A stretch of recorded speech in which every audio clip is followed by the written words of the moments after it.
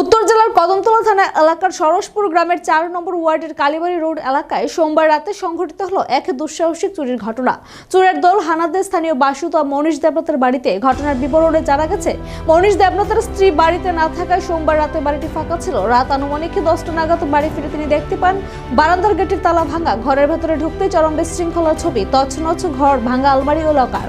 চোরেরা ঘর থেকে নগদ প্রায় 70,000 টাকা সহ লক্ষাধিক টাকা সোনালংকার নিয়ে চম্পট দেয় বলে অভিযোগ। খবর পেয়ে কদমতলা থানার পুলিশ ঘটনাস্থলে পৌঁছে প্রাথমিক তদন্ত চালায়। তবে ঘটনার পর দীর্ঘ সময় পার হলেও এখনো পর্যন্ত কাউকে আটক করা যায়নি। গৃহস্থ মনীষ দেবনাথের অভিযোগ, দুষ্কৃতীরা আগে থেকেই তাকে ফলো করছিল এবং পরিকল্পিতভাবে এই চুরি সংঘটিত হয়েছে। তিনি ঘটনার সঠিক তদন্ত ও দোষীদের দ্রুত গ্রেপ্তার করার দৃষ্টান্তমূলক শাস্তির দাবি জানিয়েছেন। ঘটনার পর এলাকা জুড়ে চরম আতঙ্কের পরিবেশ তৈরি হয়েছে।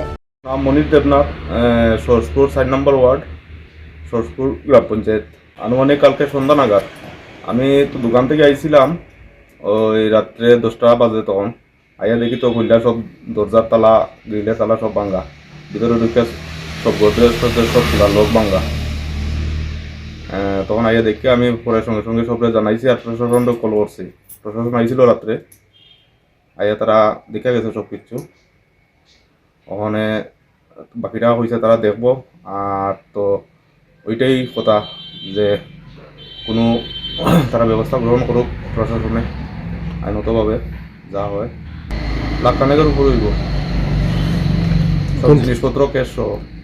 কদমতলা থানা না, ঘরে কেউ ছিল না। এটা অ্যাকচুয়ালি তো কেউ না কেউ এই জিনিসটা ফলো করতেছে।